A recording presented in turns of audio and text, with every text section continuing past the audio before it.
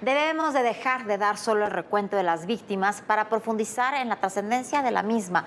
Más allá de los más de 161,000 muertos que ha habido en este sexenio, la inseguridad que vive la población se refleja en muchos otros delitos. Y quienes más sufren son las mujeres.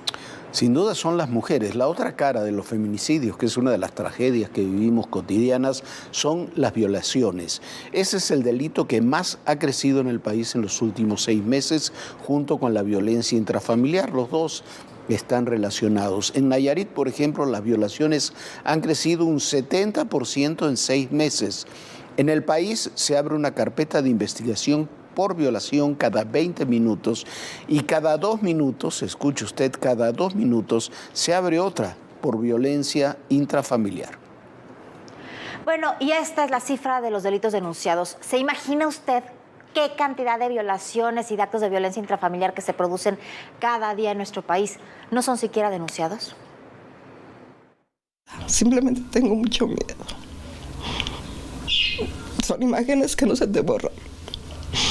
Son fuertísimas, te ves bañada en sangre y dices ya acabó todo para ti. Xochitl recibió un disparo en el estómago y 12 puñaladas en todo el cuerpo. Fue la última agresión de su pareja, que se pasó todos los días golpeándola.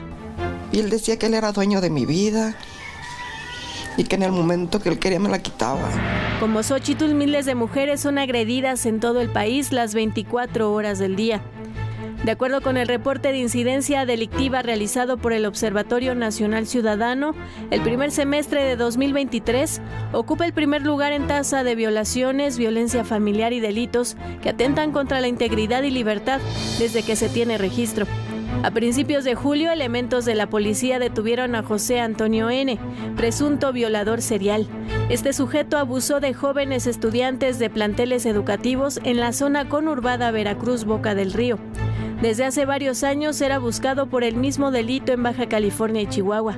Según el reporte del organismo, durante el primer semestre se abrió en promedio una carpeta de investigación por violación cada 20 minutos. Baja California Sur y Quintana Roo son los estados con mayor tasa de este delito. Los abusos sexuales no solo los cometen criminales prófugos de la justicia. Y en eso yo a él lo veo que agarra unos como cinta canela, pega las cámaras que había ahí. Entonces en ese momento, como él tenía cerrada la puerta, llega y pues empezó a tocarme. Hubo un forcejeo, de ahí pues sí hubo una violación. La mujer fue atacada sexualmente por Aurelio Vega Aquino en las oficinas de la Comisión de Derechos Humanos en Huejutla, Hidalgo. Este sujeto era visitador de la comisión. En cuanto a la tasa de violaciones, llama la atención el caso de Nayarit, estado que registró un aumento de casi el 70% en la incidencia de estas agresiones sexuales. Otro de los delitos en su máximo histórico en la tasa semestral de incidencia fue la violencia familiar. En junio se dio a conocer un video donde un abuelo maltrataba constantemente a sus nietas. Ocurrió en el municipio de Macuspana, en Tabasco.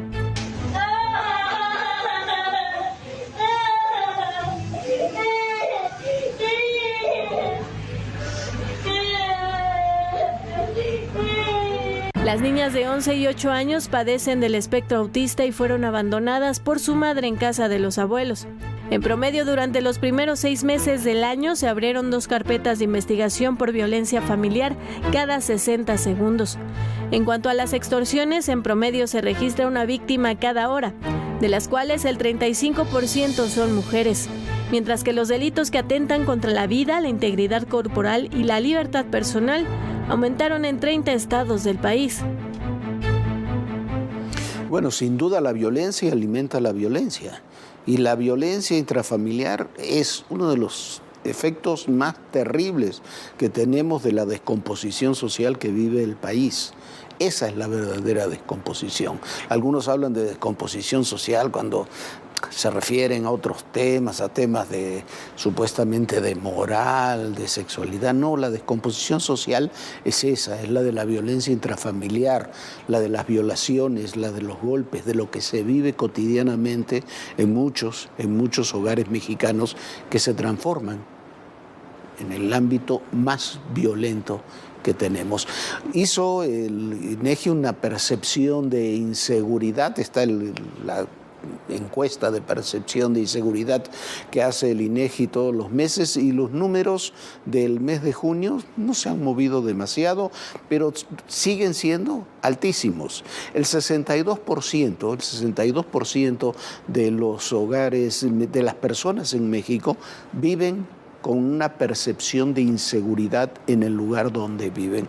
Pero la diferencia más importante sigue siendo cómo perciben los hombres y cómo perciben las mujeres esa inseguridad. Mientras el 54.8% de los hombres se sienten inseguros, la tasa alcanza el 68.6% en el caso de las mujeres. Las ciudades más inseguras siguen siendo con unas tasas altísimas, altísimas. Fresnillo y Zacatecas con prácticamente el 92%, quiere decir que casi toda la población de la ciudad se siente insegura. Ciudad Obregón en Sonora, que sigue con una tasa también altísima del 97%. Ecatepec, aquí en el cinturón metropolitano, con 87.6%.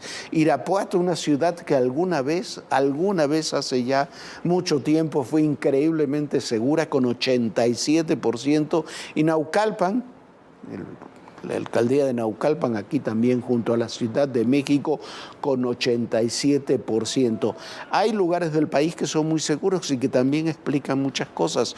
San Pedro Garza García, el 13% solamente se siente inseguro. Aquí en la alcaldía Benito Juárez, el 19.8%. Piedras Negras, que fue una ciudad que estaba en situación catastrófica. Piedras Negras, ahí en Coahuila, estaba en una situación catastrófica hace unos años, ahora es una de las ciudades más seguras. Es una demostración de que cuando se quiere ejecutar, luchar contra la inseguridad, contra los grupos criminales, se puede y se tiene éxito. Coajimalpa también, en la ciudad aquí de México, la alcaldía 20.4%. Eso explica también, por ejemplo, que Rubalcaba en Coajimalpa, que Taboada en Benito Juárez quieran ser candidatos a la jefatura de gobierno. ¿Por qué? Porque sus números lo demuestran. Tampico, la ciudad de Tampico tiene un índice de 22%. Tampico era una de las ciudades hace 10 años más inseguras que había. Y lo que se hizo es lo que se tiene que hacer. Se hizo un acuerdo que no es nuevo tampoco, se había hecho ya en otros lugares, un acuerdo entre sociedad civil, sobre todo empresarios, que no solamente apoyaron, pusieron su dinero, una policía local que comenzó a ser preparada y eficiente, fuerzas federales y un ataque continuo a los grupos criminales. Logró pasar de una ciudad donde los secuestros y las situaciones eran terribles hace una década a una de las ciudades más seguras del país, con la diferencia además que está en Tamaulipas, donde uno va hacia la frontera norte y es una tragedia. Pero es una demostración, como Piedras Negras, como la alcaldía Benito Juárez, como Coajimalpa, que cuando se pone el esfuerzo político y los recursos, sí se puede vivir.